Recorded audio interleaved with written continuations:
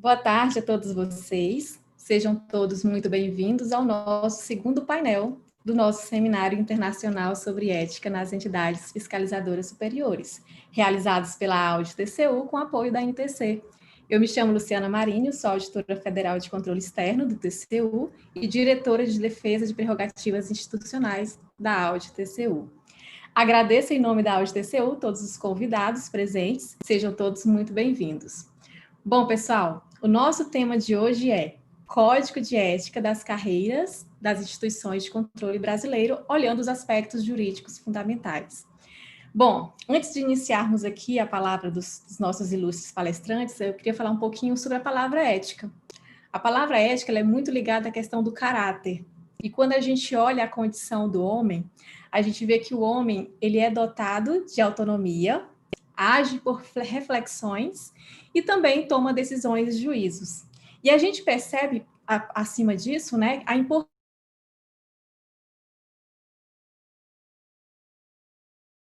de valores.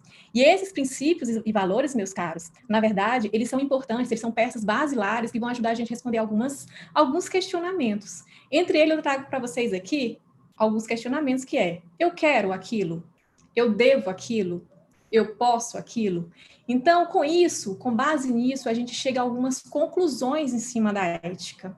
E a primeira conclusão que eu chego, que a gente pode chegar é: há coisas que as pessoas querem, mas elas não devem. Há coisas que as pessoas devem, mas elas não podem. E há coisas que as pessoas podem, mas elas não querem. Então, pessoal, se a gente for olhar bem a ética, que é bem diferente da moral, ela vem de um esforço que não surge espontaneamente. Na verdade, a ética, ela vem de um estabelecimento de princípios que serve como um guia de busca da justiça e do bem. Portanto, todas as decisões humanas, elas devem ser pautadas numa decisão ética, o que implica que a ética está presente em todas as profissões. E esse é o nosso objetivo do painel, que é exatamente olhar um código de ética sobre a ótica das instituições de controle. Um olhar sobre o Ministério Público, um olhar sobre o Judiciário, um olhar sobre os tribunais de contas brasileiros. Bom, pessoal, com isso eu vou falar um pouquinho como é que vai funcionar a dinâmica deste debate. Nós teremos aqui três blocos de 30 minutos. Os dois primeiros blocos, cada convidado vai dispor de 10 minutos para fazer suas considerações. Já no terceiro bloco, nós iremos responder as perguntas, pode ser uma pergunta que eu vou fazer de acordo com o contexto aqui, ou uma pergunta dos demais participantes, então a gente vai olhar o chat, fiquem à vontade,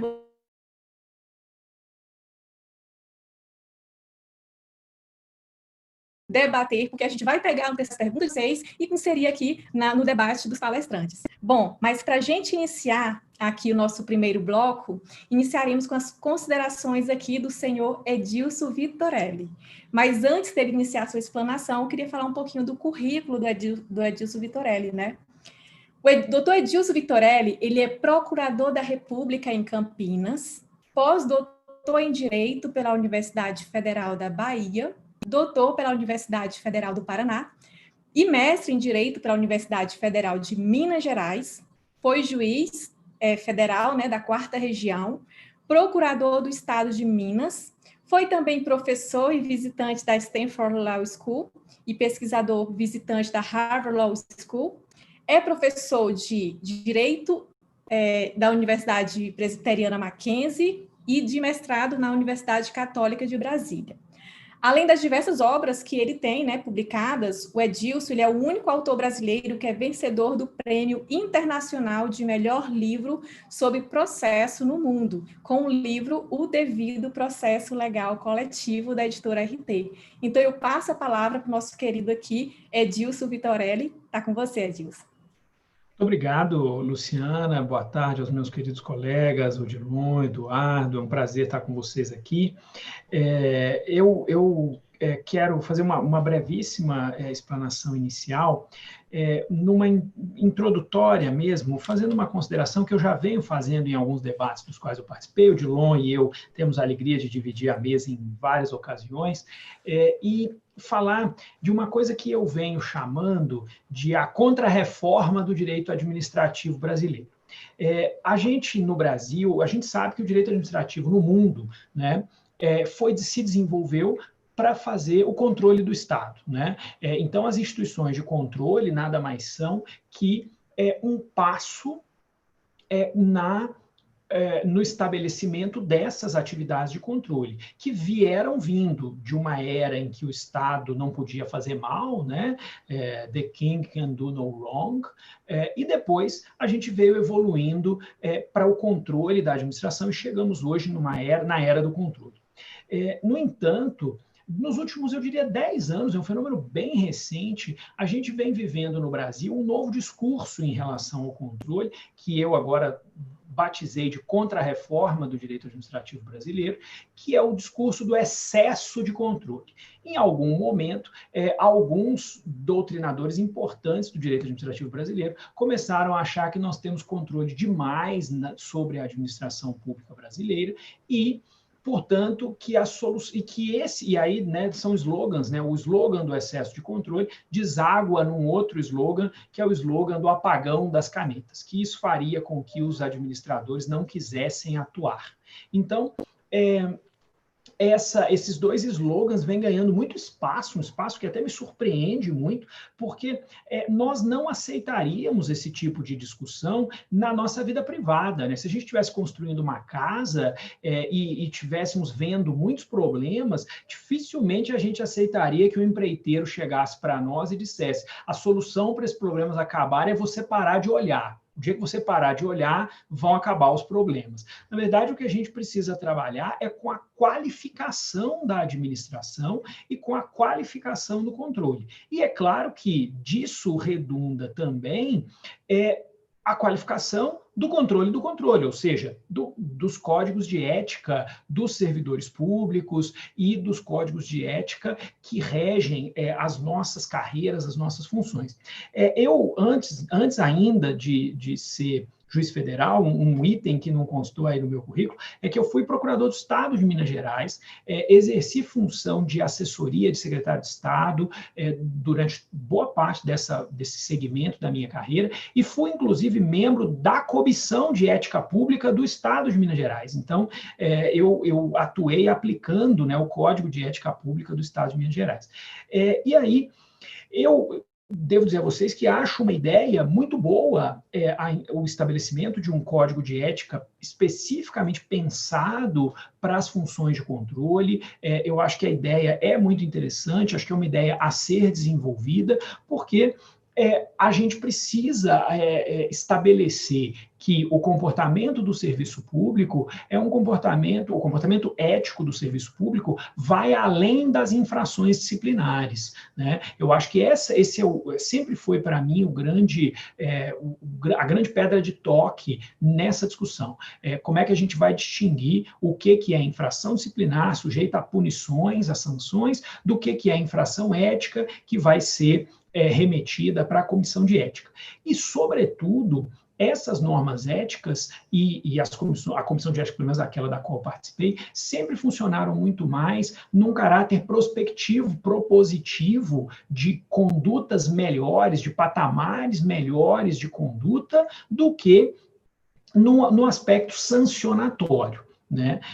Isso é um ponto que me parece muito importante, que as comissões de ética e que os códigos de ética sejam organizados numa premissa de fomento a boas práticas, e não necessariamente de um segundo nível punitivo, embora, claro, em algum limite, né, essas comissões vão, de alguma maneira, impor algumas sanções, são sanções leves, pelo menos aquelas que a gente tinha no Estado de Minas Gerais quando eu atuava, são sanções leves, mas que, no fundo, ninguém gosta de ser punido. A verdade é essa. Você pode dizer que a sanção como dizem os americanos, né, a slap on the wrist, né, um tapinha na mão, mas que ninguém gosta disso. Pode ser a coisa mais boba do mundo, mas ninguém quer ser punido de maneira alguma.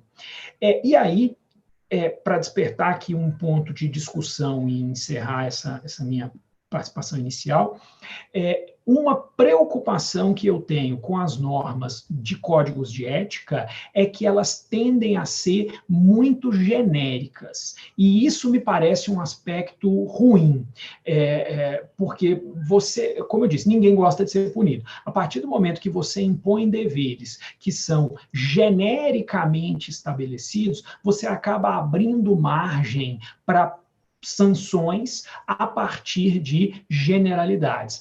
Basta ver os problemas que nós, aí falando especificamente do Ministério Público, as dificuldades que a gente tem com o CNMP, por exemplo, por conta de condutas de membros fora do seu exercício profissional e que são caracterizadas como falta de urbanidade ou como falta de decoro. Então, eu acho que talvez as comissões de ética e o estabelecimento de um código de ética precisassem se pautar pela especificação e por um ganho de concretude e de especificidade de deveres. Hoje a gente vive num mundo muito principiológico, né? Todo mundo gosta de princípios, os princípios jurídicos estão aí, são muito importantes, mas a verdade é que quando a gente está falando em sanção, essa principiologia acaba desagradando para todos os lados.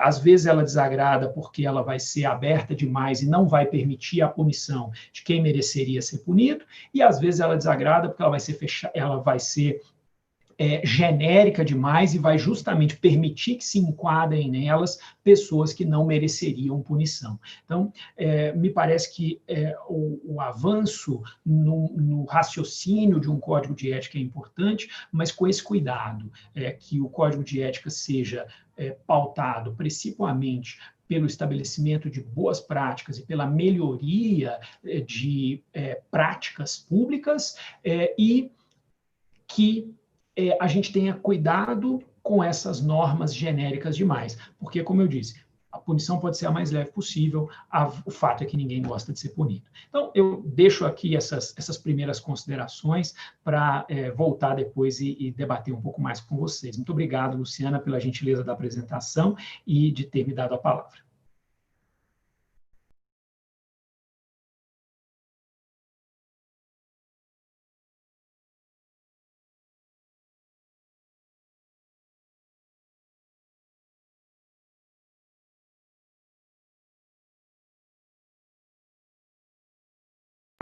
Voltou? Oi? Tá ouvindo? Pronto.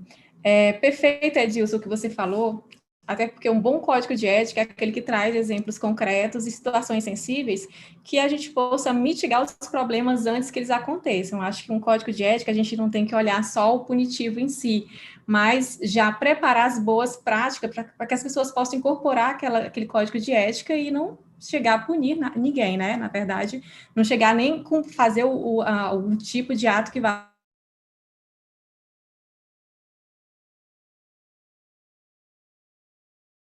você trazer punição para as pessoas sem que elas saberem qual tipo de problema que elas podem ter cometido, a gente tem que deixar isso realmente muito claro aí no Código de Ética. Então, parabéns pela explanação. E vamos passar a nossa conversa agora para o segundo debatedor, né, que é o doutor Eduardo André Brandão de Brito Fernandes, né? Ele é juiz federal do Rio de Janeiro, mestre em jurisdição administrativa pela Universidade Federal Fluminense, e atualmente ele é presidente da Associação dos Juízes Federais do Brasil, a AJUF. Então, seja bem-vindo, doutor Eduardo, e eu passo a palavra para você agora. Obrigado, Luciana. Prazer estar aqui com o Edilson e com o Odilon. Prazer poder debater com vocês.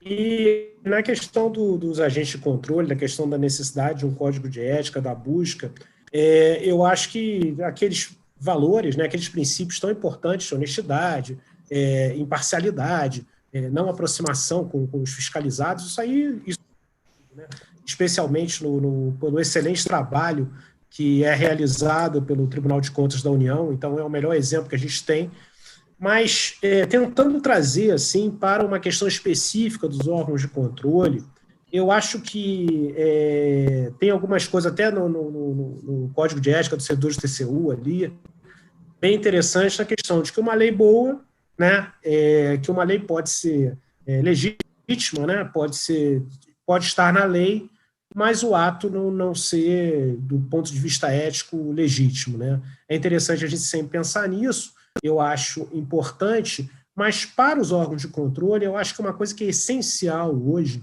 é a força, a conotação que ganhou a análise econômica do direito, né?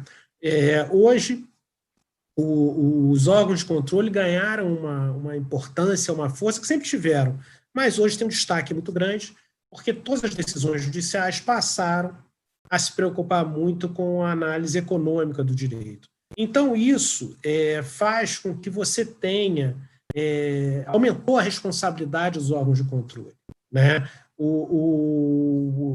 Todo o auditor, ele precisa entender que aquele parecer que ele está, aquela decisão, aquele comando que ele faz, ele, sinceramente, ele é mais temido muitas vezes que uma decisão judicial, né? É passível de recurso, a gente vive isso na administração pública, né? Então, assim, às vezes uma decisão judicial, todo mundo sabe que vai ser recorrível, você sabe mais ou menos a posição do Supremo, do STJ, mas com o TCU, a gente até brinca, né? A gente que está na associação, com o TCU ninguém brinca, ninguém briga, né? Quer dizer, o medo da avaliação do auditor, né? Da área técnica do TCU, a preocupação, o medo não, né? A preocupação é sempre muito grande. E isso traz uma responsabilidade muito grande para os auditores, né? Essa questão da especialização da área de controle, ela exige essa prudência necessária,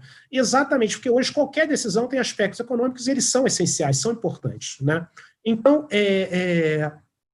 isso, na minha visão, traz uma responsabilidade a mais para os órgãos de controle. Os auditores, especialmente do TCU, eles têm que ter noção dessa aceitação dos seus pareceres, dos seus movimentos, né, das suas decisões, para os administradores, especialmente. A gente sente isso, principalmente num momento como esse da pandemia, que é um momento tão conturbado, né, que ao mesmo tempo que você houve uma escassez de atendimentos, de problemas, você também houve uma economia do serviço público, né, e, na minha visão, o auditor, né, o responsável pelas contas, ele tem que ter essa visão. Ele vai ter que sempre colocar a posição dele, obviamente que fundamentada, né, o estudo dele, mas ele vai ter que passar a analisar o que é um entendimento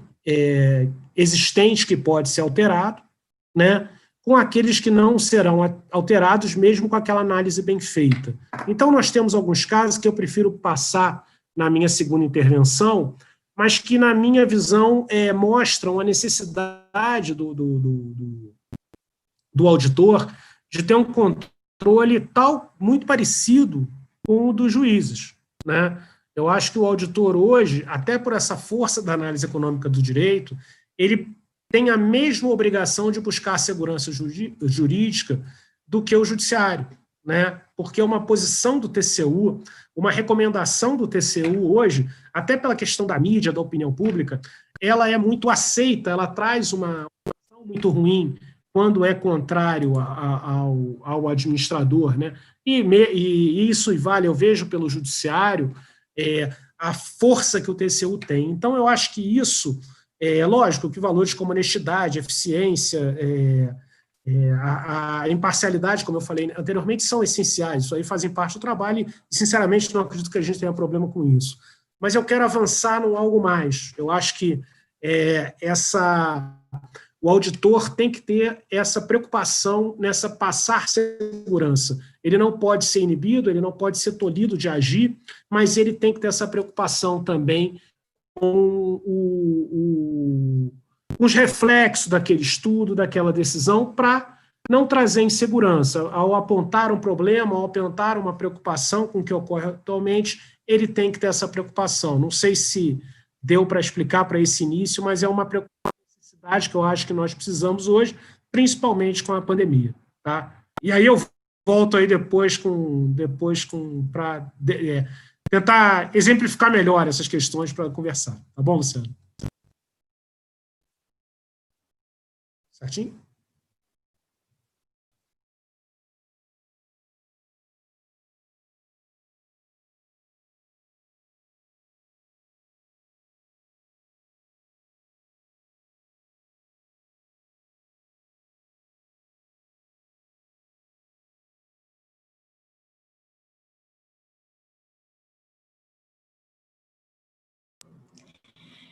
Bom, perfeito, doutor Eduardo, né, com a sua fala.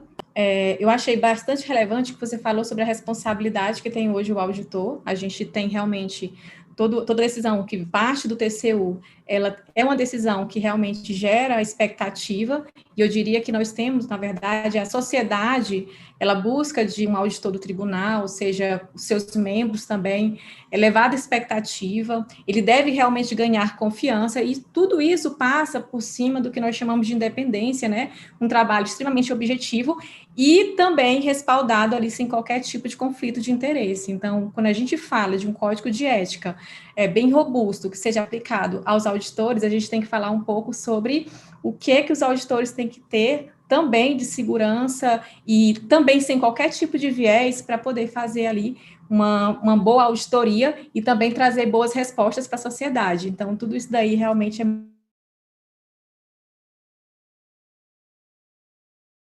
para um trabalho de verdade, não só a sociedade, a gente como pessoas, auditores como indivíduos dentro do tribunal, qualquer tipo de atitude que a gente possa fazer pode manchar toda a instituição, e é por isso que a gente tem que pautar todo o nosso trabalho na questão da objetividade, da independência, da imparcialidade, como qualquer magistrado também tem que ter esse tipo de aspecto em seus códigos de ética. Bom, pessoal, com isso a gente passa agora a fala para o nosso terceiro palestrante, né? E o nosso terceiro palestrante é o que é um colega do TCU, né? Odilon Cavalini de Oliveira. Ele é advogado e auditor federal de controle externo do Tribunal de Contas da União, assessor de ministro, doutorando em Direito pela CEUB, né? UniCEUB, mestre em Direito Constitucional pelo IDP, especialista em Administração Financeira pela Fundação Getúlio Vargas, e ele é coautor de um livro, né, chamado Políticas Públicas e Controle, um diálogo interdisciplinar, em face da lei, né, que a gente conhece, a Lei 13.655, de 2018, que alterou ali a introdução das normas do direito brasileiro, que a gente chama de limite. Bom, Odilon, vou passar a palavra para vocês, já que a gente está entrando muito nesse debate sobre Tribunal de Contas, TCU, auditor, nada melhor que você para falar um pouquinho sobre esse tema. Obrigado, Luciana. Boa tarde a todos. É um prazer estar aqui com o Dilson, com o Eduardo, com a Luciana e com todos aqueles que nos acompanham para discutirmos essas questões tão importantes relativas à ética. Antes, porém, eu queria parabenizar a Audi TCU e a NTC pela iniciativa do evento, do oportuno evento, para discutirmos essas questões. Bom, para essa fala inicial, eu queria, também na linha do que o Edilson falou, eu queria ressaltar o momento peculiar por que passam os órgãos de controle, em razão disso que o Edilson chamou de contra-reforma, com essa alegação reiterada, né? Essa alegação me lembra muito aquele ditado popular de que água mole em pedra dura, tanto bate até que fura, porque se repete tanto, né, essa questão do apagão das canetas, e isso, na realidade, coloca no centro das discussões os órgãos de controle. Não é objeto aqui desse encontro discutirmos essa alegação específica do apagão das canetas e o que há em relação a isso, mas o fato é que esses questionamentos necessariamente impõem aos órgãos de controle um ônus maior, passam a ser mais vistos, mais observados e mais questionados também. E aí, por conta disso, não só por conta disso, mas eu diria também por conta disso, liderar pelo exemplo me parece algo fundamental. Não dá para sermos casa de ferreiro, espeto de pau. Para questionarmos os outros, precisamos fazer o dever de casa. Nós tivemos um caso interessante, amplamente aí divulgado pela imprensa, agora quando tivemos o campeonato US Open, né, o aberto de tênis dos Estados Unidos, em que o tenista que é o número 1 do ranking mundial, o Novak Djokovic, ele nas oitavas de final, sem querer, ele jogou a bolinha com a raquete, ele deu uma raquetada na bolinha e a bolinha bateu na juíza de linha, em uma das juízas de linha.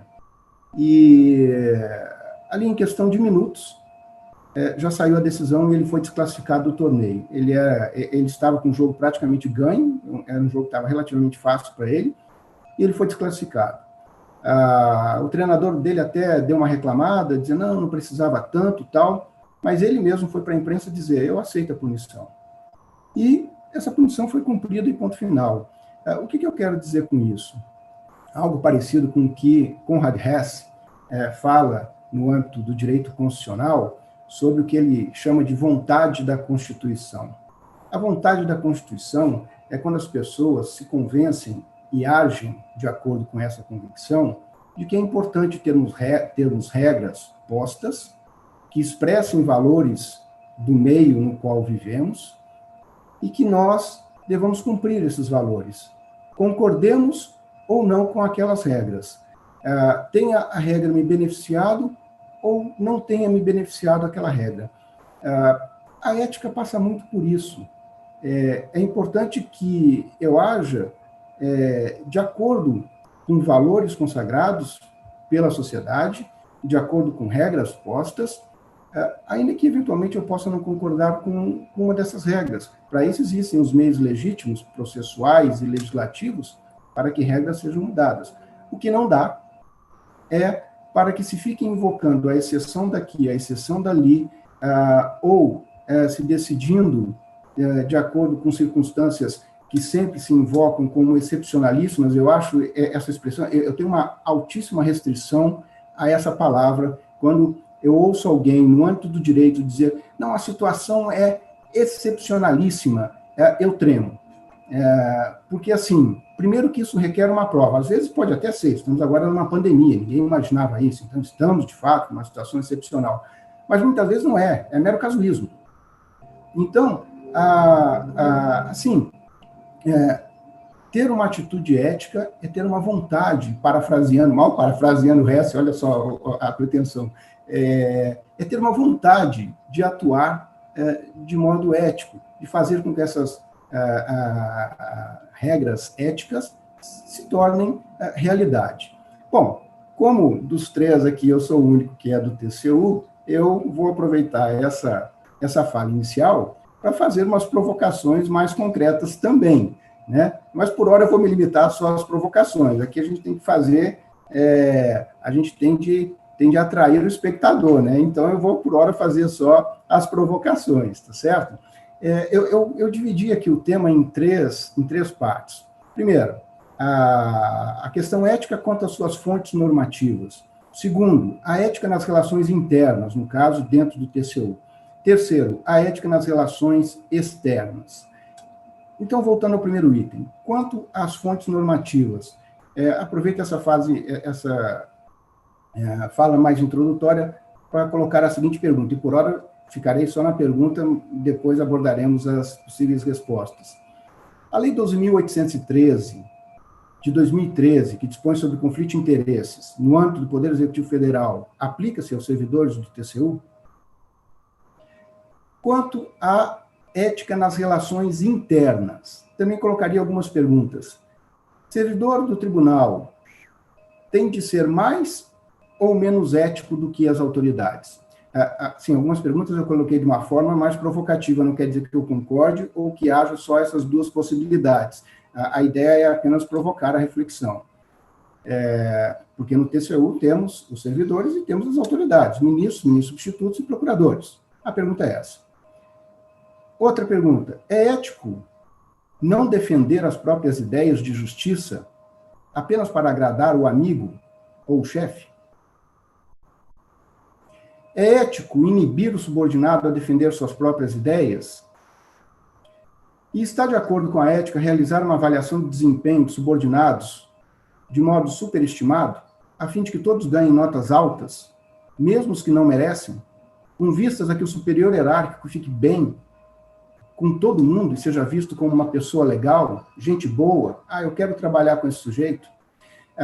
Essa pergunta, ela já considera um cenário que se avizinha da reforma administrativa que, segundo consta,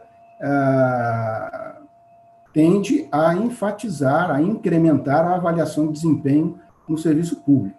E aí vem essa questão ética. Vai ser uma avaliação de desempenho de verdade ou faremos o grupo dos amigos? Ou faremos algo em que todos ficam felizes e, com isso, nós premiamos quem não merece e, necessariamente, vamos deixar de premiar aquele que merecia ser premiado? E, por fim, ética nas relações externas. Também algumas perguntas. Ofende a ética o auditor do TCU incluir na sua qualificação essa condição, ou seja, ele se identificar como auditor do TCU, ainda que seja para dar uma entrevista sobre assunto técnico relativo aos seus estudos acadêmicos? Ou será que com isso ele estaria se beneficiando indevidamente da imagem do TCU ao dizer que, entre as qualificações que ele tem, ele é também auditor do TCU, embora ali ele não esteja tratando de um assunto diretamente relacionado ao TCU e não esteja, muito menos, falando pelo TCU? Ofende a ética ele se identificar como auditor do TCU? Outra, é ético servidores celebrarem contratos de prestação de serviço com os jurisdicionados? O fiscal, o auditor do TCU, ou quem quer que trabalhe dentro do tribunal, prestar serviço para alguém que ele fiscaliza? É ético? Ofende a ética ou não tem problema? E, por fim, é ético um auditor? Eu vou generalizar. É ético quem trabalha no TCU produzir um trabalho acadêmico em coautoria com um jurisdicionado? Haveria problema nisso? Ou não haveria problema? Por hora, Luciano, eu vou ficar com as perguntas. Aí, aqui no desenrolar, a gente começa a abordar as respostas. Obrigado.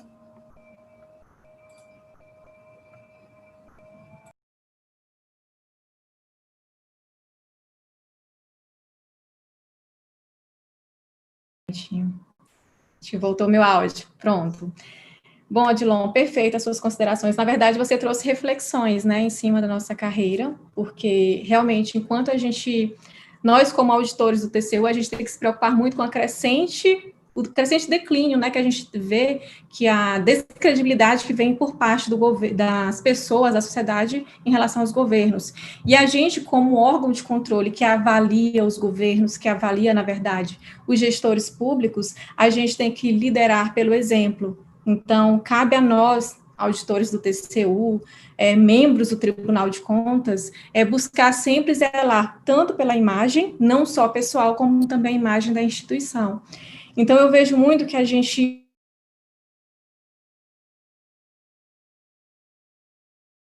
valores éticos para que a gente possa realmente nos posicionar como órgão de controle, porque é aquela velha história que a gente pode falar, né? Quando um erra, toda a instituição ela pode ser ferida em relação a isso.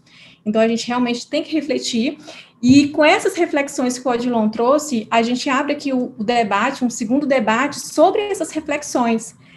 Realmente, a gente tem que buscar essa questão de conduta ética, como deve ser um código de ética para um auditor, o que o auditor deve buscar, por exemplo, para evitar conflitos de interesses, o que esse auditor deve, por exemplo, fazer para que ele não possa manchar a reputação da entidade, porque a gente tem um risco de reputação da própria instituição, que ela deve ser, sim, na verdade, reafirmada e ser forte, porque se nós não somos uma instituição forte, como instituição de controle, a gente passa descredibilidade para a sociedade. Então, eu passo o debate para todos os demais, para que a gente possa refletir em cima disso.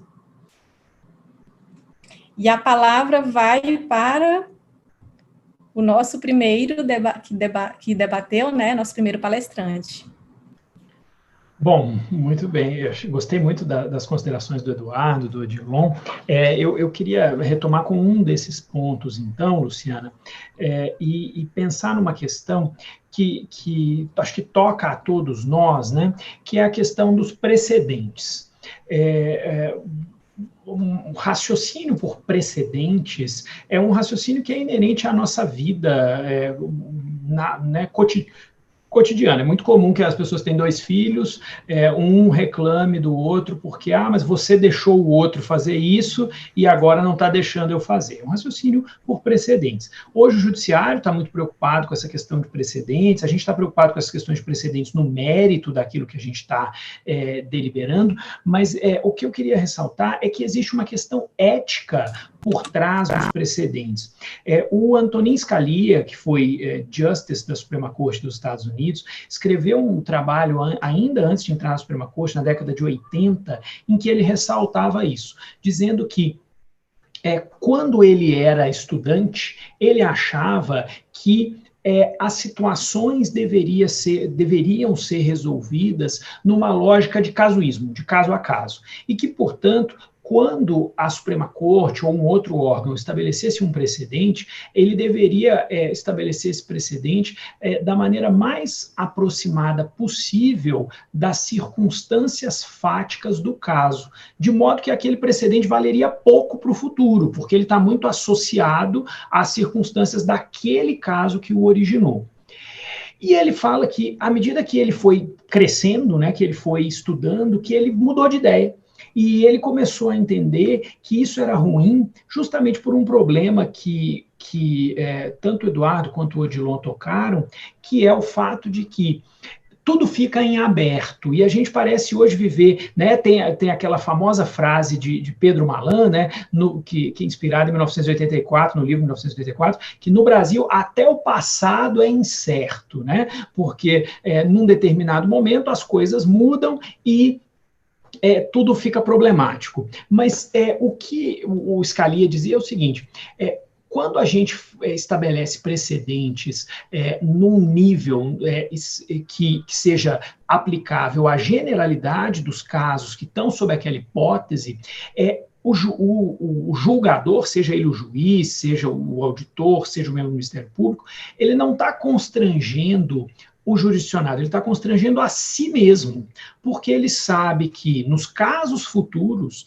ainda que ele goste mais da pessoa que está lá no caso futuro, ele vai ter que agir da mesma forma. Então, a liberdade que a gente constrange nessas circunstâncias é a nossa própria liberdade de sermos autoridades em algum limite e sabermos que nós vamos ter que decidir da mesma maneira do que nós decidimos aqui. Lamentavelmente, Marinoni escreveu um livro chamado A Ética dos Precedentes, em que ele diz que o Brasil não adota isso, e no Brasil a gente vê isso com maus olhos, justamente porque o que a gente quer é poder fazer uma coisa para algumas pessoas e não fazer para outras pessoas. E para mim, essa é a essência do problema ético que nos contamina hoje, né?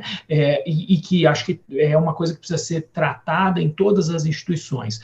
A gente quer que determinados parâmetros valham em determinadas ocasiões e não queremos que esses mesmos parâmetros valham em ocasiões análogas apenas porque os personagens que estão ali envolvidos são outros. A gente viu demonstrações muito óbvias disso nos últimos anos no Brasil, né? E acho que todos acompanhamos isso pela imprensa, em várias circunstâncias, e esse é um desafio ético, eu acho, muito grande, e vale em vários desses cenários aí que o Odilon mencionou, em várias dessas questões que o Odilon mencionou, que nada mais é do que o velho imperativo categórico de Kant da universalização de condutas, né? Essa conduta é universalizável, a gente poderia universalizar a conduta que está sendo adotada por aquela pessoa, se todos os os servidores de um órgão agirem daquela maneira, isso compromete a atuação do órgão? Se a resposta é positiva, então há um forte indicativo de que aquela situação, aquela conduta não deveria ser regra, não deveria ser adotada. Se a resposta é negativa, ok. Então, se mesmo que todo mundo agisse dessa forma, isso não comprometeria a estrutura do órgão, então esse é um bom parâmetro ético. No fundo, a gente começa a ver que é claro que existem situações difíceis, eu não nego isso, né? Os hard cases, mas que na maioria dos casos, os casos não são assim tão difíceis. A gente é que não gosta da conclusão a qual o caso nos leva. E aí a gente procura achar, né, para de novo citar o Odilon, uma situação excepcionalíssima, e que aí, excepcionalissimamente, nesse caso, o que valeu até aqui não vale agora. Esse é o grande problema. Quando a gente discutiu, eu sou professor de processo, quando a gente discutiu no Código de Processo Civil, a vinculação dos juízes a precedentes, meu caro Eduardo, eu repeti inúmeras vezes que o grande problema do Brasil não está propriamente em fazer os juízes cumprirem precedentes, está em fazer os tribunais estabelecerem os precedentes, porque os tribunais não querem se vincular aos seus próprios precedentes. Uma vez que os tribunais estabelecem os precedentes, os juízes querem mais seguir os precedentes. Eu fui juiz e posso falar isso com conhecimento de causa. São raros os juízes revoltados e indignados que querem descumprir todos os precedentes porque eles acham que eles têm a resposta para tudo. Isso é exceção, são casos anedóticos. E se a gente for construir sistemas com base em casos anedóticos, os nossos sistemas serão malucos, porque não dá para construir. A gente tem que construir sistemas com base naquilo que regularmente acontece.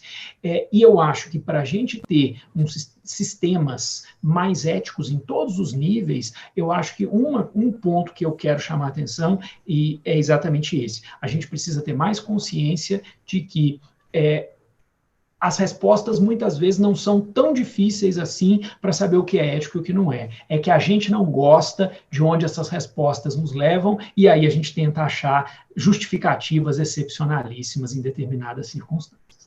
Obrigado mais uma vez, Luciano.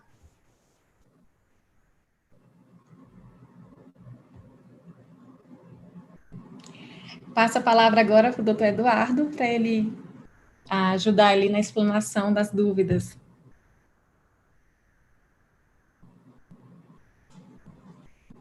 Eu, com base naquilo que eu estava falando, eu acho essa questão, volto a tocar esse ponto pela especialidade do trabalho das cortes de contas, a gente tem que ter essa preocupação com a ética. Até uma pergunta que o Odilon falou, de quem tem que ser mais ético, né, a autoridade ou o servidor do TCU, né? Eu acho que essa relação servidor-TCU com a autoridade, ela nas cortes de contas, ela é muito mais específica, né? Ela existe de uma forma que não existe em outros, talvez nem no judiciário, né? Porque o analista, o auditor do TCU, ele é especialista de uma forma que talvez a gente não encontre nessa relação com a autoridade a mesma especialidade. Então, é uma preocupação muito grande. Eu acho que os dois têm que ser éticos, tem que ter essa preocupação, né? O que eu acho, e ali até o Edilson falou da questão dos precedentes, com muito mais, colocando com muito mais cultura, mas uma coisa que eu gosto sempre de citar no judiciário é que ninguém pode exigir decisão favorável ou desfavorável, mas todos podem exigir coerência, né? Então, assim, esses precedentes trazem essa coerência, trazem a importância dessa coerência, e numa corte de contas, isso, na minha visão, para o jurisdicionado, no caso, é muito maior, porque o que ele tem para cobrar, na verdade, é coerência, né? Porque a coisa é tão técnica, a coisa é tão bem feita, tão bem estruturada, que ele tem que analisar essas questões, o único parâmetro que ele tem é o da coerência, né? Então, só que hoje a gente vive numa realidade, e isso não pode ser desprezado jamais, que é a pressão da opinião pública, né? A gente tem um ataque sistemático aos gastos com servidores públicos, né? Que isso é uma coisa que tem que ser muito bem analisada com serviço público e servidores públicos, né? Isso gera uma pressão enorme nas cortes de contas, né? E houve, não necessariamente, uma queda na estrutura dos órgãos públicos, né? Então, assim, como as cortes de contas vão participar disso, fiscalizar isso, ou tentar participar, evitando esse desmonte, é algo que acaba sendo cobrado, né? Então, assim, é uma análise que passa o teto de gastos mesmo, é uma coisa que tem que ser muito bem fiscalizada, né?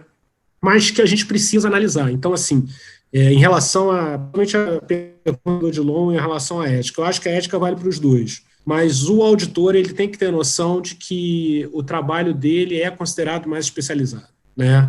O trabalho dele, por ser mais especializado, acaba sendo, como que eu vou dizer, o jurisdicionado, o administrado, no caso, ele acha que não tem tanto acesso à discussão, ele não tem tanta condição de discutir. Então, ele espera realmente uma coerência maior. Não sei se não sei se eu respondi à provocação, mas eu acho que parte dessa questão da coerência. Eu acho que a gente precisa. Então, tem algumas decisões judiciais até que eu me lembro muito de uma, do artigo 53 do ADCT, do Ato das Disposições Constitucionais Transitórias, que ele, na Constituição de 88, ele ampliou a pensão do ex-combatente para segundo-tenente das Forças Armadas, né? O artigo é claro ao falar isso. Só que o TCU, analisando essa norma, ele decidiu que só teria direito a esse benefício aqueles ex-combatentes que não estivessem recebendo como segundo-sargento. Aqueles que vinham recebendo como segundo-sargento não tiveram direito a receber como segundo-tenente. Ou seja, só aqueles que requereram após a Constituição de... Acabaria sendo quase que após a Constituição de... E aí, esse entendimento do TCU, até porque a gama de ex-combatentes era muito pequena, o entendimento do TCU vingou no Judiciário. Foi aceito pelo Judiciário. E eu, quando eu estava entrando na Justiça, cheguei a julgar essa matéria, muito até, e eu questionava essa questão. Eu falava, será que foi a ideia da Constituição mesmo, em 88, dar um benefício para a guerra que acabou em 45, né, para mostrar a força da Corte de Contas nesse caso? Então, ela aplicou naquele caso assim, não, quem já vinha recebendo antes, como segundo-sargento, continua recebendo como segundo-sargento. Eu julguei diferente do TCU, da posição do TCU, mas acabou que o Judiciário manteve a posição do TCU. Então, só para a gente ter uma noção que isso é uma coisa que eu acho que cada vez aumenta mais por essa análise econômica do direito, né? Essa força das Cortes de Contas, ela exige essa proteção. Obviamente que eu estou trazendo um caso específico em relação logo depois da Constituição, eu entrei na Justiça, eu julguei isso em 2000, 2001 no máximo, só para a gente ter uma ideia e poder melhorar a reflexão da importância dessas decisões do TCU e do reflexo que tem até na questão dos direitos, tá bom? Obrigado. E agora, Odilon, a palavra fica com você, né? Fez as reflexões, e agora a gente quer escutar quais são as respostas de suas reflexões. Vamos lá, né? Vamos tentar. Muito bem. Bom, eu, antes de partir para sugestões de percepções sobre quais seriam as respostas, né? Eu queria fazer duas observações. Primeiro, que eu esqueci uma pergunta, e agora eu vou fazer, então, que estava na página seguinte e eu só percebi depois que eu tinha acabado de falar. Ficou faltando uma da ética nas relações externas. Então, a última pergunta que eu deveria ter falado é a seguinte: é ético o servidor do TCU, o auditor do TCU, ele ser auditor na segunda-feira, gestor na terça-feira e voltar a ser auditor na quarta-feira? Eu me refiro às sessões. Está alinhado com os princípios éticos, oferece riscos à ética, não oferece riscos aos princípios éticos, ceder auditores do TCU para órgãos que são jurisdicionados ao TCU, de modo que hoje ele é auditor, amanhã ele vai ser gestor, e depois de amanhã ele volta ao TCU para ser auditor. A pergunta é: há riscos aos princípios éticos? Isso é bom, é ruim na perspectiva ética? Essa é a pergunta. Bom, a segunda observação que eu queria fazer, antes de partir para a primeira resposta, é acerca da importante lembrança que o Eduardo fez sobre a coerência do direito. O Dworkin fala demais sobre isso, né? Ronald Dworkin, um jurista norte-americano já falecido, a importância de o direito ter coerência. Ainda que não concordem com as decisões do TCU, e muitos não vão concordar, o órgão de controle não consegue agradar todo mundo, necessariamente vai desagradar alguém. É importante que mesmo aqueles que discordam identifiquem coerência naquilo que estamos fazendo. E a discordância, às vezes, é boa, ela ajuda a crescer, a aperfeiçoar, enfim. O que não dá é não termos essa coerência. Bom, partindo aqui retomando as perguntas, então. Primeiro, quanto à fonte normativa. Eu identifico algumas fontes normativas relativas às questões éticas. Primeiro, obviamente, a Constituição Federal. Segundo, a própria Lei 8.112, de 1990, que tem vários artigos que fazem referência, tangenciam questões éticas. Terceiro, a Lei Orgânica do TCU. E, por fim, o Código de Ética dos Servidores do Tribunal. Então, aqui só para mencionar rapidamente, o Estatuto do Servidor Público fala que são deveres do servidor manter conduta compatível com a moralidade administrativa, é proibido ao servidor valer-se do cargo para lograr proveito pessoal ou de outro, enfim. Então, há vários dispositivos nessas normas, né? A questão aqui é saber se essa lei que dispõe, a Lei 2.813, de 2013, que dispõe sobre conflito de interesses no âmbito da administração pública federal, se ela aplica-se aos servidores do TCU. Com todo respeito a quem pensa de modo diverso, eu entendo que não. Eu entendo que é uma lei que delimitou bem o seu campo de abrangência, de aplicação. Está lá no artigo 2º, submetem-se ao regime desta lei os ocupantes dos seguintes cargos e empregos.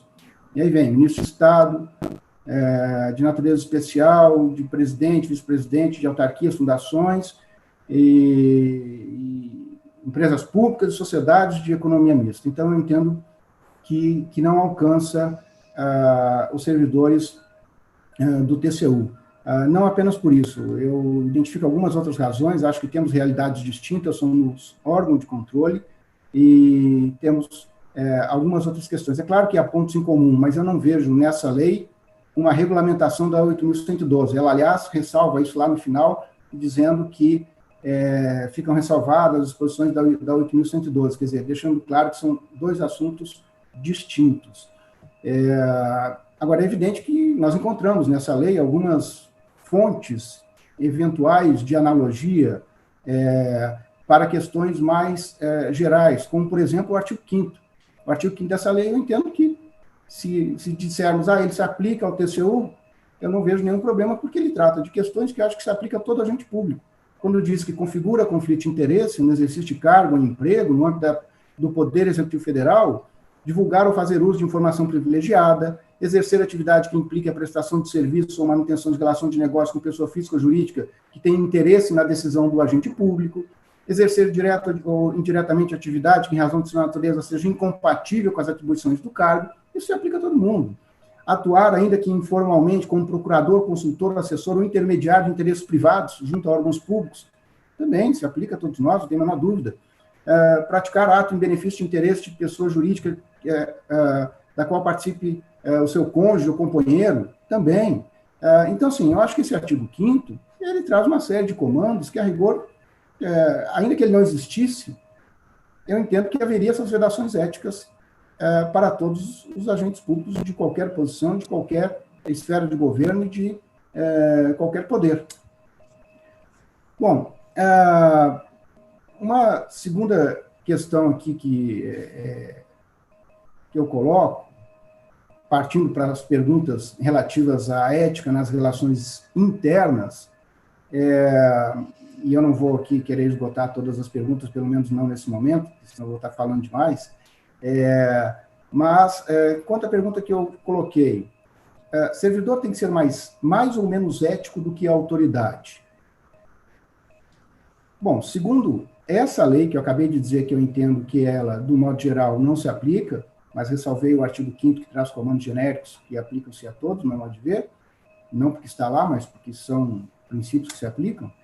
Mas, por essa lei, autoridades e servidores devem respeito aos mesmos princípios éticos, porque essa lei aplica-se tanto ao servidor quanto ao ministro de Estado.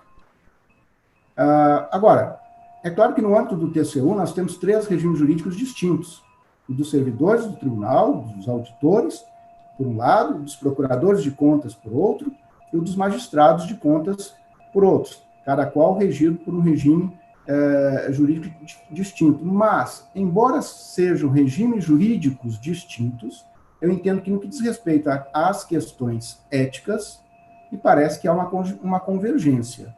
E acho até que ficaria extremamente incoerente, acho que cairia muito mal aos olhos da sociedade dizer que um ou outro desses agentes estatais teria de ter maior deferência aos princípios éticos do que outro. Seja dizer que o auditor, o procurador ou o ministro. É claro que eu continuo na linha daquilo que eu disse logo no início. Eu acho que o exemplo, liderar pelo exemplo, quem está na liderança tem um ônus maior de dar o exemplo ético, mas acho que todos os 3 se submetem aos princípios éticos e precisam adotar as mesmas cautelas. E para fechar essa minha segunda intervenção, eu queria abordar uma outra pergunta que eu havia feito. É ético não defender as próprias ideias de justiça apenas para agradar o amigo ou o chefe? Eu coloquei essa pergunta porque há uma cultura no Brasil, o Júlio Marcelo ontem até falou sobre isso, da amizade, do compadrio, do companheirismo, né, da pessoalidade, e aquele que quer fazer o certo, às vezes ele é visto como chato, não como aquele que é aderente às regras e aos princípios. E muitas vezes pode acontecer de a pessoa deixar de fazer o certo porque ela não quer desagradar o amigo, o colega do trabalho, o superior hierárquico, ou até mesmo o subordinado. E também tem isso, tem chefe que fica sem graça de desagradar o subordinado. E por aí vai. Veja, somos um órgão de controle. Aqui, nós lidamos com direitos de terceiros. Não dá para transacionar direitos de terceiros em nome de uma amizade. E aqui o Edilson lembrou do Anthony Scalia, e eu havia anotado aqui para falar dele também, até por conta de um post que eu coloquei recentemente, em razão do falecimento da Ruth, da juíza da Suprema Corte Norte-Americana, a Ruth Ginsburg, e eu coloquei até um post nas redes sociais falando sobre a amizade que Anthony Scalia tinha com a Ruth Ginsburg. Anthony Scalia era um conservador, né? Defendia uma leitura mais conservadora da Constituição norte-americana. Já, por outro lado, a juíza Ruth Ginsburg era uma liberal, né, progressista, enfim. Eles normalmente discordavam nos votos sobre as questões que julgavam na Suprema Corte, eram posições radicalmente opostas. No entanto, eles tinham uma amizade profunda, que, inclusive, surpreendia os norte-americanos. Como é que pode pessoas que pensam tão diferente serem tão amigas? Talvez estejamos precisando aprender um pouco com eles, com o exemplo que eles deixaram. Os dois agora estão falecidos. Discordar, seja lá de quem for, não é ofender. Agora, precisamos discordar, principalmente quem atua em órgão de controle, seja nos processos de controle externo, porque estamos lidando com direitos de terceiros, seja nas questões internas do TCU, que também precisamos defender o que é certo, independentemente do colega. E se o colega se chateia, errado é o colega, que está exigindo de você uma prova de amizade absolutamente desleal. Amigo não é aquele que exige do outro que concorde com ele. Não é nisso que se assenta a amizade. Então, acho que há uma grave ofensa à ética quando deixamos de defender aquilo que entendemos que é justo apenas para fazer média com alguém. Isso não pode acontecer nem nas questões internas do tribunal, nem no que diz respeito aos processos que o tribunal julga envolvendo direitos múltiplos de terceiros, pessoas físicas, jurídicas, gestores e empresas que contratam com o poder público. Bom, eu vou ficar aqui, acho que até falei demais nessa minha segunda intervenção. Obrigado. Bom, pessoal, muito obrigada.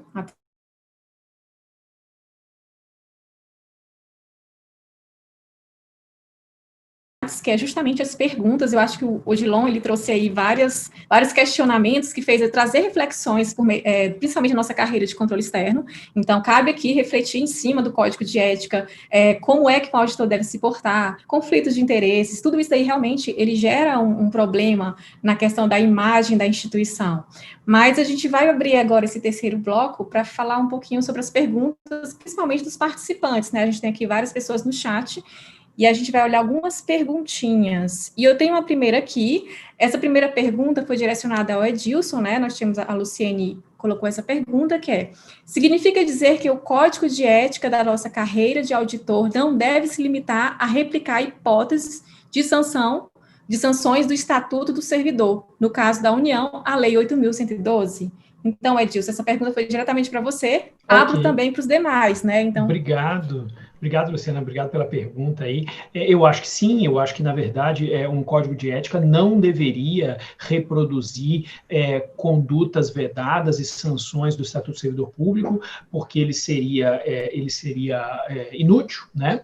Eu acho que, na verdade, há dois rumos aqui que a gente pode adotar para escrever um código de ética, né? Há dois rumos. Se ele for um código que pretende promover condutas, então, se ele não for um código sancionatório, ele pode ser um código bem aberto. Se vocês pegarem, por exemplo, o Code of Conduct for United States Judges, que é o código de conduta para os juízes federais dos Estados Unidos, esse código tem 5 artigos. São 5 cânones. Alguns deles são subdivididos, mas muito pouco subdivididos. Então, é um código bem pequenininho, porque ele está falando em questões promocionais. Ele não está pensando aqui em punir ou em estabelecer uma consequência jurídica em decorrência de uma eventual violação disso. Essas consequências vão ser estabelecidas em outros universos, não no universo ético. O universo ético está aqui nesse caráter promocional. Algumas das condutas que estão nesses 5 cânones até são violações legais, mas aí elas vão ser tratadas no universo disciplinar. Então, o código ético, ele serve para um caráter promocional. Por outro lado, se for um código ético de cunho sancionatório, aí eu acho que ele deveria ter uma outra configuração, né? Se você for criar uma comissão, e se essa comissão puder aplicar, por exemplo, as penas, o Código do Estado de Minas Gerais permite que se aplique aos servidores uma sanção chamada censura ética. Né? É uma nova sanção que não está no Estatuto do Servidor, não é uma sanção disciplinar, uma sanção ética, se chama censura ética.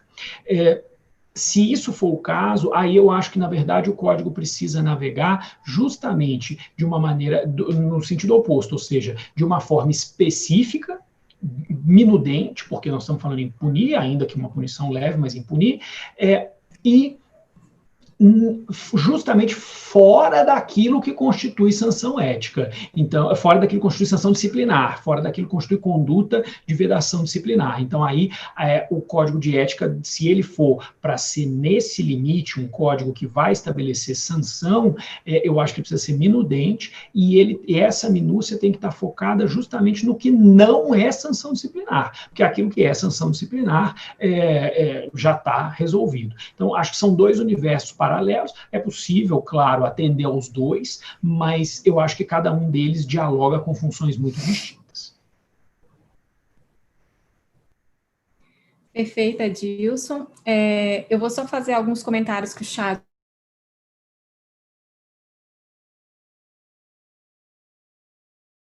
há vários servidores do TCU que estão sendo cedidos para ocupar postos-chave da administração pública. Isso denota a excelência do corpo técnico, mas implica em alguns riscos de atuação do TCU. Eu queria saber de todos vocês se realmente vocês veem, a gente vê que o Odilon falou muito sobre isso, mas se vocês veem realmente isso como um risco para o tribunal. Essa questão de ceder auditores para outros órgãos. Olha, Luciana, eu não vejo como... O serviço público é essa questão que eu estou falando, né?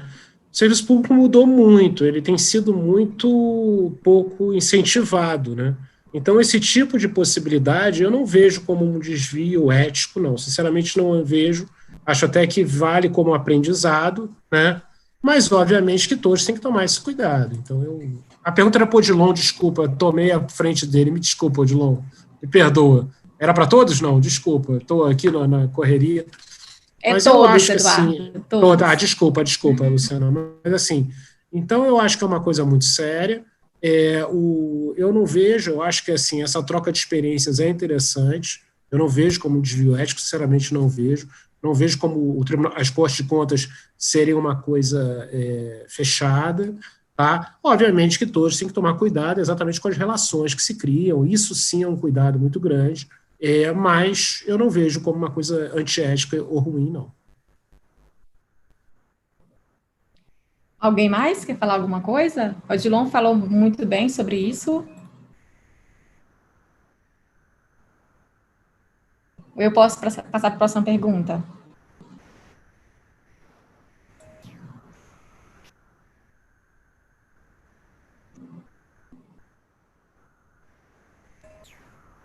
Tá me ouvindo?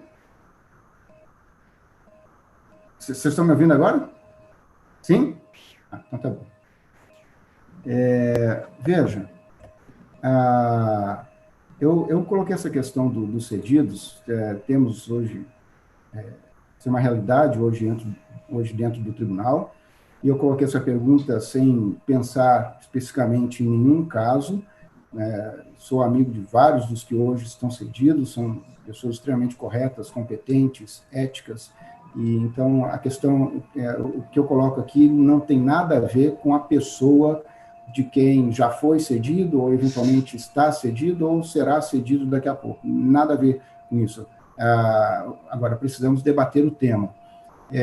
Eu acho que na condição de órgão de controle, algumas sessões não me parecem ter problemas, particularmente quando envolvem os parceiros de controle. É o caso do Congresso Nacional, Câmara e Senado. Eu incluiria até mesmo o próprio Poder Judiciário e o Ministério Público, porque nós temos vários casos de sessões que ocorrem para colegas atuarem como assessores de ministros do Supremo, o que é bom até, no meu modo de ver, é bom até para o tribunal, porque é alguém do TCU que está lá no Supremo, levando também a nossa visão, então eu acho que isso é interessante.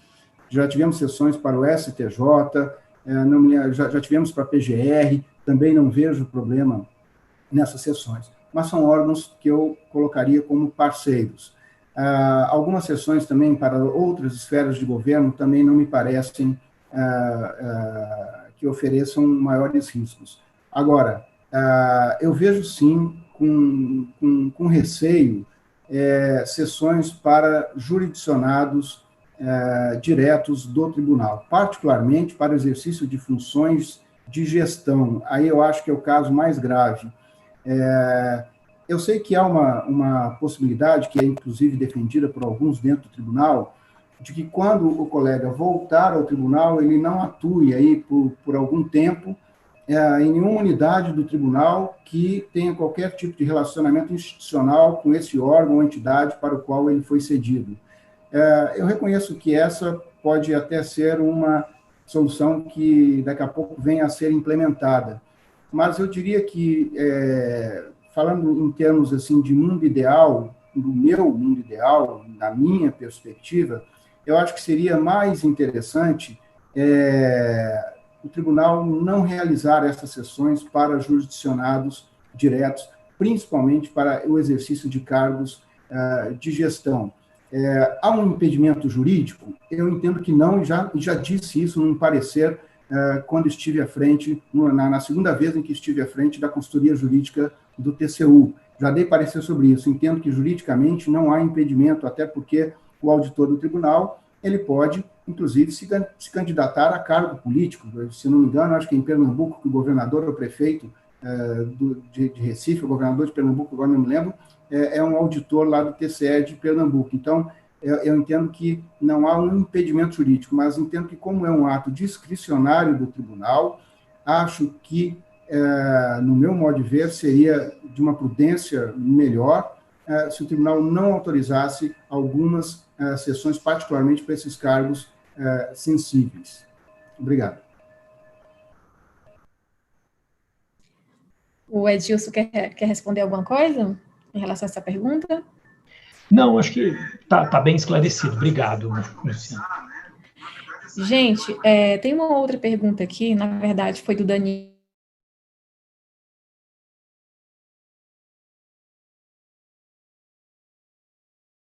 Ele fala aí diretamente com o Odilon, falou durante a sua explanação, e ele pergunta o seguinte: é ético uma comissão de ética responder às consultas sem o respectivo tema conste no código de ética? Então, você respondeu uma consulta a algum servidor, mas isso não consta sequer no código de ética. Como deveria se reportar essa comissão de ética? Então, eu passo aí para todos vocês esse questionamento do Daniel.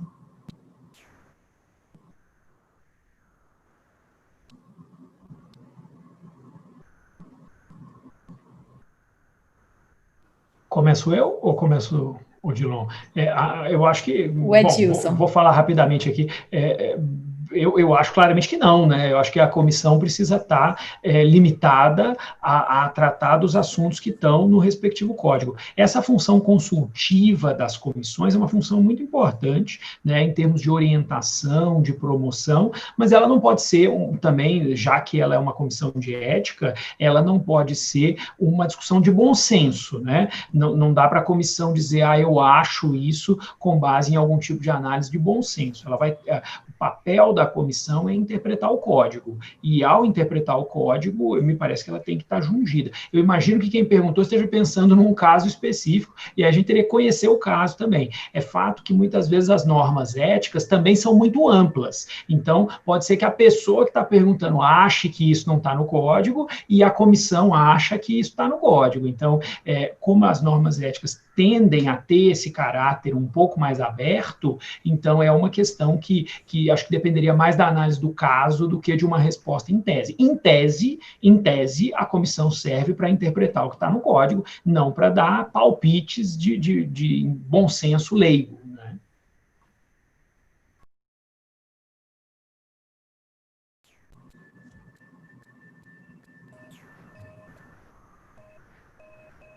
Posso falar? Pode falar, agora eu passo a palavra para o Eduardo, que está falhando aqui minha conexão, desculpa, pessoal. Eduardo, agora eu entrei aqui na sua frente. Não, naquela hora. A pergunta era para você, mas agora eu justamente entrei, mas já estou saindo. Pode falar, Odilon. Uma coisa que eu acho... Não, mas... Quem vai? Só colocando uma coisa que o Edilson falou, ele falou muito bem, essa questão do bom senso, né? É complicado, numa época de opinião pública tão julgamentos, né, tão forte em julgamentos, a gente sempre ter esse peso, né, do bom senso, da opinião pública sobre a atuação. Então, a gente sempre tem que tentar ser, obviamente, que a gente tem que tomar cuidado com o que vai, com as decisões, principalmente de uma comissão de ética, aí no caso. Mas a gente também tem que estar preso às regras, né, porque senão a gente não faz nada. E o serviço público vai parar, né? Quer dizer, tudo que eu que sou do judiciário, a gente ouve que tudo que a gente faz está errado. Então, são cuidados que a gente tem que ter dentro daquela coerência, porque senão a gente, às vezes a gente precisa de um pouco de ousadia, de seguir em frente mesmo, né? Porque realmente o julgamento contra o servidor público, e aí eu me coloco na questão dos tribunais de contas, é muito cruel, né? É muito desgastante. Então, é uma coisa que a gente sempre tem que, não pode perder nunca.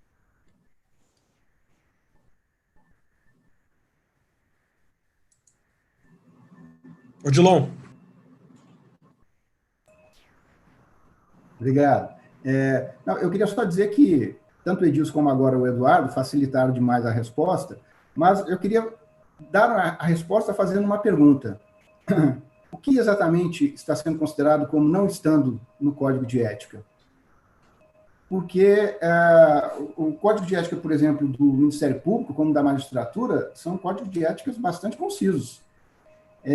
Ali dentro pode caber o mundo ou não, a depender da leitura que cada um faça. Só que o bolo não vem pronto. Às vezes há um comando mais geral que requer daquele que vai aplicar e interpretar esse código alguma integração, alguma interpretação que requeram um esforço maior. E pode ser que isso seja interpretado como não estando no Código de Ética. Então, assim, eu acho difícil realmente, e acho que a ressalva que o Edilson fez foi importante. A função da Comissão de Ética é interpretar o Código de Ética, mas só diante de cada caso concreto para sabermos se realmente há uma extrapolação ou não das atribuições da comissão, porque é preciso ver, diante de casos concretos, se de fato era algo totalmente fora ali das atribuições ou não.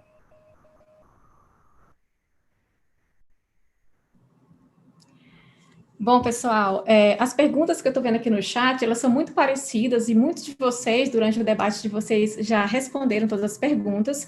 Eu só deixo uma pergunta aberta para a gente fechar o nosso debate aqui, e eu queria de vocês uma resposta, assim, que a gente teve muitas respostas aqui, mas eu queria, assim, uma resposta bem, como é que se diz, bem objetiva, para que a gente possa fechar esse debate com chave de ouro.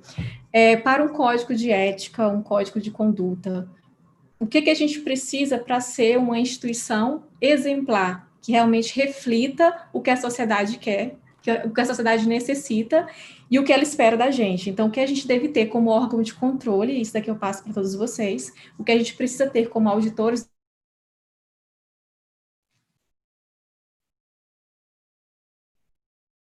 a gente precisa realmente para refletir essa complexidade e o que a gente precisa repensar para que a gente possa realmente ter um código de ética robusto e que a gente possa refletir essa credibilidade e confiança para a sociedade e liderar pelo exemplo, que é uma das coisas que o próprio tribunal tem que buscar sempre, que é uma demanda até que a gente vê que a Intosai traz para a gente, né, que a gente deve buscar realmente liderar pelo exemplo. E eu deixo essa pergunta para vocês para a gente finalizar esse debate. Bom, vou começar aqui, já que eu comecei as demais, primeiramente agradecendo a Luciana e a NTC, a Luciene, que foi quem me fez o convite, sua quase xará, que foi quem me fez o convite para estar aqui hoje. Obrigado a todos vocês, eu acho que é uma iniciativa muito louvável do Tribunal de Contas, em primeiro lugar, quer dizer, eu acho que só a iniciativa de debater esse tema já é um passo para que o tribunal se torne melhor nesse aspecto. Eu acho que o código, Luciana, acima de tudo, ele é um passo para se criar uma cultura. A grande questão, infelizmente, no Brasil, é que a gente tem uma cultura não ética, né? Infelizmente, isso é uma questão histórica, já foi muito estudada, a ideia lá do homem cordial, do Sérgio Buarque de Holanda, e como nós ainda não superamos esse paradigma antiético que marcou a nossa história colonial, a nossa história na Primeira República, a nossa história imperial, e que agora a gente está tentando, de alguma maneira, o que já é uma coisa muito boa, repelir. Né? A gente hoje, pelo menos, acha esse tipo de coisa errada. E isso já é um passo. Eu acho que uma norma, e a gente que estuda normas, trabalha com normas, sabe disso, uma norma é tão boa quanto aqueles que a aplicam. O código vai ter um grande efeito se ele servir para fomentar uma cultura ética dentro do tribunal. Acho que isso é o mais importante, independentemente de como é que ele vai ser escrito ou que normas ele vai ter, mas ele precisa fomentar uma cultura ética dentro do tribunal. E acho que esse debate já é um grande passo para isso. No mais, foi um prazer estar de volta com o Odilon, prazer estar aqui com o Eduardo pela primeira vez. Espero que nós voltemos a nos encontrar em breve em outros eventos. Obrigado, Luciana, pela condução aqui do nosso painel. Eu agradeço Agora eu passo muito. A palavra, obrigado, Edson, né? Edilson. Eduardo, agora. Desculpa, Luciana. Queria agradecer ao Edilson e ao Odilon pelo debate, e é perfeito isso, Edilson. Nós temos que desenvolver essa cultura, né, da coerência, da responsabilidade nas cortes de contas, né, para você exatamente poder ter esse desenvolvimento dessa ética da instituição. Eu acho que isso é muito positivo, é muito bom, né? Sempre considerando isso que eu falei da especialidade das análises de contas, né? Os auditores têm que ter sempre muito isso em mente. Eles são considerados super especialistas no serviço público, talvez nós não tenhamos um reconhecimento tão grande como esse. O juiz, o procurador da República, eles muitas vezes são clínicos gerais, por mais especialistas que sejam, né? Então, o auditor tem que ter essa visão sempre. Isso influi, sim, na imagem que passa da instituição para a sociedade, e isso é algo muito importante, né? Então, mas agradeço muito pelo debate, também parabenizo pela ideia, pela questão de se trazer uma coisa tão séria, tão importante, e já mostra a seriedade dos auditores. Muito obrigado.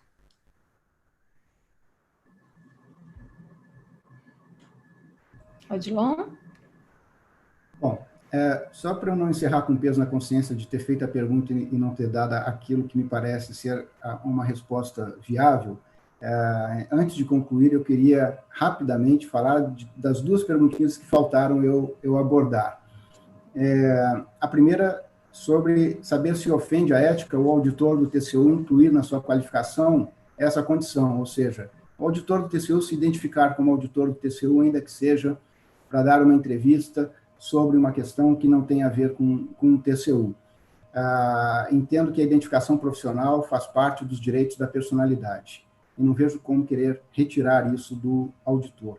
Aliás, nos identificarmos como auditores, onde quer que seja, permite inclusive o controle social, porque todos ficam sabendo que quem está ali falando entre outras coisas, também auditor do TCU. Isso vai permitir que a sociedade faça a avaliação sobre o comportamento desse agente público, e, se for o caso, até mesmo apresente uma denúncia junto ao tribunal. Portanto, não vejo como querer retirar do auditor, em qualquer circunstância que seja, o direito de se identificar como auditor do TCU.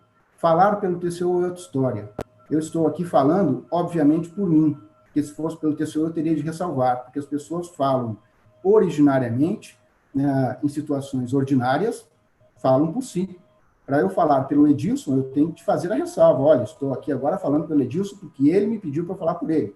Se eu não falar nada, a presunção é de que eu falo por mim. Então, não vejo como querer retirar isso do auditor. E a outra questão que ficou faltando é saber se é ético um auditor produzir um trabalho acadêmico em coautoria com o jurisdicionado. Aqui, também, só para fazer o contraponto de outras tantas coisas que eu falei em sentido contrário, aqui eu também não vejo nenhum problema, pelo contrário. Gostaria muito que várias pessoas dentro do TCU participassem mais da vida acadêmica, participassem mais da elaboração da doutrina. O Edilson sabe muito bem disso, porque a gente está junto aí em algumas questões, portanto, que a parte da doutrina, particularmente administrativista, tem sido fonte das críticas mais ácidas aos órgãos de controle. Nada melhor do que estarmos dentro desses debates, nos fóruns acadêmicos, inclusive, dentro das universidades, nas palestras, nos eventos, nas salas de aula, para debatermos lá também, que são fóruns até mais relaxados, em ambientes que até favorecem mais esse debate. E não vejo nenhum problema em se produzir trabalhos acadêmicos em coautoria, inclusive com quem é jurisdicionado do tribunal. Aliás, o Poder Judiciário, Eduardo e Edilson sabem muito bem disso, Poder Judiciário, Ministério Público e advogados, juízes, procuradores e advogados, não faltam como coautores de obras.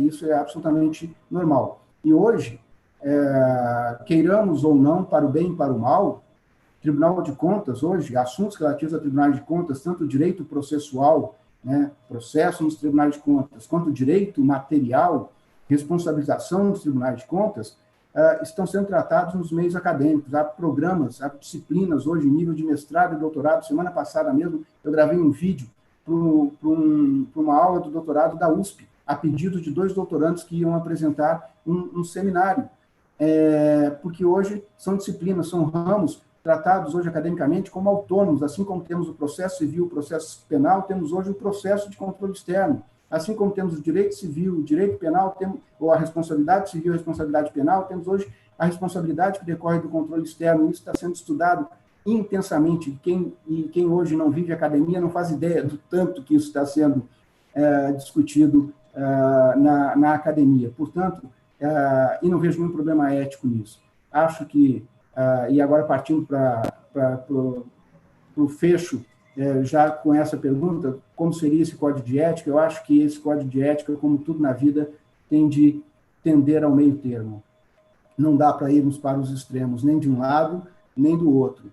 É preciso muito bom senso e, principalmente, é preciso muito diálogo, muito debate, muita reflexão por parte de todos os agentes envolvidos para que a gente possa fazer uma construção sólida, uma construção que realmente venha a se aplicar e que não nos enclausure novamente. Quem é novo no tribunal se lembra disso. Eu não sou tão novo e eu sou de uma época em que, naquela época, não podíamos falar com ninguém, nem com o jurisdicionário. Era a orientação que vinha de cima na época. Eu acho que os tempos atuais não comportam mais esse tipo de postura diante da sociedade. Mas também não podemos descuidar de algumas cautelas que todo órgão de controle deve adotar. Então, eu entendo que esse código de ética ele precisa ser construído a muitas mãos e com muitas visões de mundo para que se ache um consenso razoável e que isso vá para a norma. No mais, eu quero só agradecer a oportunidade de estar novamente com o Edilson, de estar pela primeira vez com o Eduardo. Foi um grande prazer, Eduardo, para mim. Muito obrigado, Luciana, pela belíssima condução e reitero aqui os meus cumprimentos à Audi TCU, na pessoa da sua intensa e superativa Luciene e da ANTC, com todos os nossos colegas que muito bem a conduzem, por esse tão oportuno evento. Muito obrigado. E eu agradeço aqui a todos vocês, doutor Eduardo, André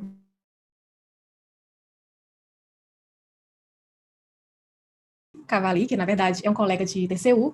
E, pessoal, foi perfeito o debate de vocês, aprendi bastante. E, acima de tudo, a gente tem que se preocupar, sim, com o código de ética, mas também com o sistema como um todo da ética, né? Então, se um código de ética, ele não buscar a prevenção de desvios, ele não é um bom código de ética. Então, a gente sempre tem que pensar que um código de ética ele vai impulsionar, ele vai nos trazer, na verdade, uma diretriz de comportamento. Então, eu sempre vejo que esse código de ética ele tem que ser também monitorado, passar por todo um sistema de verificação da própria ética. Então, acima de um código em si, porque muitas vezes ter só um código é só um livro, só uma outra legislação, né? A gente tem que verificar também a questão de como buscar essa ética, como fomentar isso. E isso vai de boas práticas de implementação, de políticas de conscientização também, para que a gente possa gerar isso, essa cultura dentro do tribunal. Então, essa é a palavra final que eu deixo aqui para o nosso debate, e, mais uma vez, agradecendo a todos os palestrantes, e, pessoal, agradeço a presença de todos vocês aí no chat, e já aproveito a oportunidade para convidá-los para o painel de amanhã, né, que é o nosso terceiro painel, que ele vai tratar sobre os padrões internacionais para a prevenção de conflito de interesse nas entidades fiscalizadoras superiores. Então, sejam todos convidados, muito bem-vindos para o painel de amanhã também, que a gente continua esse seminário aqui com a NTC. E no mais, pessoal, desejo a vocês aí uma boa noite, final de noite, e muito obrigada pela participação de todos, e aguardo vocês numa próxima apresentação.